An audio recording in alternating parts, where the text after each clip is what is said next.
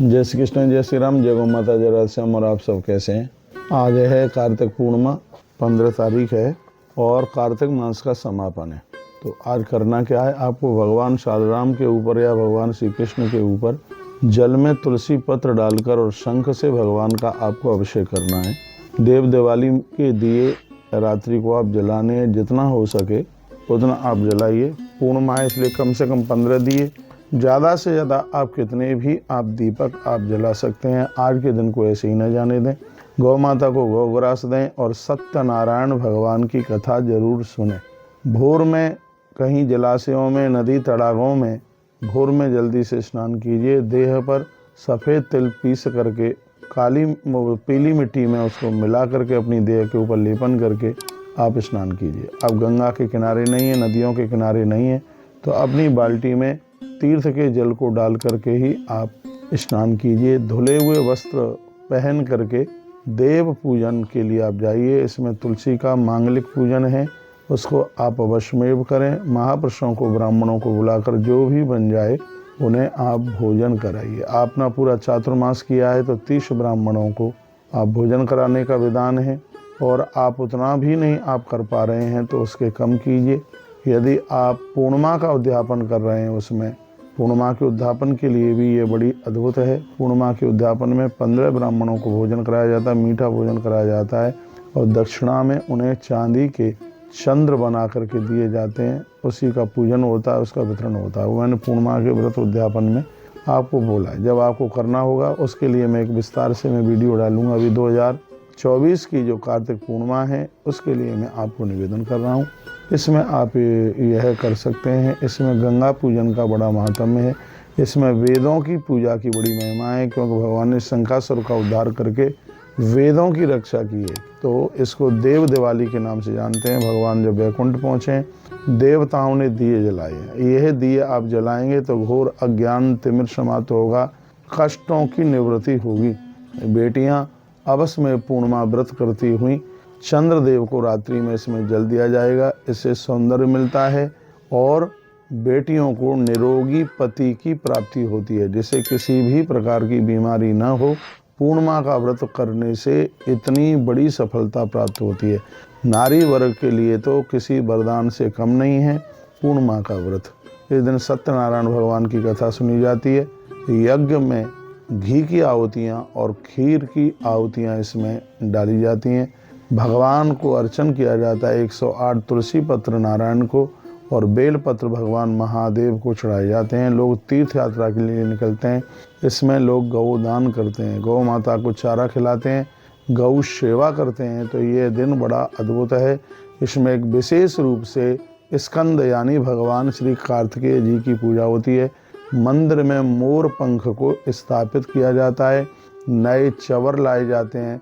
भगवान की आरती पूजा के लिए चवर ढुलाए जाते हैं। तो यह दिन बहुत ही ज़्यादा अद्भुत है। वीर कार्तिकेय की पूजा इसमें एक विशेष रूप से इसमें होती है, क्योंकि भगवान श्री कार्तिकेय जी संयम के प्रतीक हैं, संयम के देवता हैं। कृतकाओं ने कार्तिक स्नान करते समय ही और गंगा पुत्र भगवान शंकर के इस पुत्र का लालन पालन कृतकाओं ने किया। तब इस वीर बालक ने कहा था, हे माँ, मेरे नाम तो बहुत होंगे, लेकिन जो मुझे कार्तिकेय नाम से पुकारेगा उसके ऊपर मैं इतना प्रसन्न होऊंगा। ऐसा कहते हैं कि कार्तिक मास में स्नान में, दान पुण्य में यदि कहीं कोई अपराध हो गया है, कहीं कोई कमी रह गई है, तो कार्तिक पूर्णिमा के दिन कार्तिकेय जी महाराज की पूजा करने से पूरा का पूरा कार्तिक मास सार्थक हो जाता है। ऐसी महिमा वीर कार्तिकेय जी की है। तो इसीलिए वीडियो में आपके पास मैं भेज रहा हूँ कि आप आज वीर कार्तिकेय जी की पूजा जरूर कीजिएगा। आज 15 नवंबर है। आप देख रहे हैं हमारा तुलसी तपोवन यूट्यूब चैनल। इस वीडियो को आगे जरूर भेजिए। भगवान कार्तिकेय की पूजा लोग कर सकें, गंगा अर्चन कर सकें, गंगा पूजन कर सकें। इसमें वेदों की पूजा होती है, ग्रंथों की पूजा होती है और यह पूजन इसमें तुलसी माँ की पूजा होती है, क्योंकि समापन है। इसमें ब्राह्मणों को बुला करके भोजन कराया जाता है, उन्हें दान दक्षिणा, उन्हें वस्त्र दिए जाते हैं। गौ माता को हरा चारा इसमें दिया जाता है और चांदी के चंद्रमा बना करके छोटे छोटे बच्चों के गले में स्थापित किए जाते हैं। जैसा कि हमारे ग्रंथों में वर्णन है वही बात मैंने आपके बीच में निवेदित की है। और ईश्वर की कृपा से यह है तो सब जीवन में भगवत आराधना तो होनी चाहिए, क्योंकि स्मृत्वा देव प्रदाम भोजम कहा गया है कि जो स्मृत्वा देवताओं को स्मरण करेंगे, वंदन प्रणाम करेंगे, उनके जीवन में कभी किसी भी प्रकार की कमी नहीं रहेगी। और पूर्णिमा तो ऐसा एक व्रत है, यदि किसी को चंद्रमा की पीड़ा लगी हुई है तो वो भी शांत हो जाती है। चंद्र पीड़स चंद्रमौलिक विश्वम विश्वम्भरेश्वरः, भगवान शंकर का आह्वान किया जाता है, क्योंकि भगवान शिव के आह्वान के द्वारा चंद्र पीड़ा हमेशा के लिए समाप्त हो जाती है। यदि किसी की जन्मपत्री में चंद्रमा बहुत ज़्यादा कमज़ोर है, चंद्रमा बलिष्ठ नहीं है, कमज़ोर है, तो ऐसे व्यक्ति खुरापाती बन जाते हैं। यहाँ तक कि कहा जाए कि वो लंगोटी के भी कच्चे रह जाते हैं। जिनका चंद्रमा कमज़ोर होगा उनका मन चंचल हो जाएगा। इसलिए तो सोमवार का व्रत इतना ज़्यादा प्रभावशाली है। और चंद्रमा यदि कुंडली में गड़बड़ हो गया है तो ऐसे व्यक्ति अपने मन मुताबिक स्त्री पुरुष को शादियाँ भी कर लेते हैं, और ऐसे उनसे घिनौने काम हो जाते हैं जिसमें वो समाज में मुख दिखाने के लायक नहीं रहते। तो ये कार्तिक पूर्णिमा के दिन कार्तिकेय जी महाराज की पूजा, भगवान महादेव और तुलसी सालराम भगवान की पूजा हमें चरित्रवान तो बनाती ही है, लेकिन हमें बहुत ज़्यादा संयमित बना दे। जो कमज़ोर चंद्रमा है उसको मजबूती मिल जाती है, उसको शक्ति मिल जाती है, और इस दिन पूजा करने से मन एकाग्रचित्त होता है, क्योंकि मन का देवता चंद्रदेव है।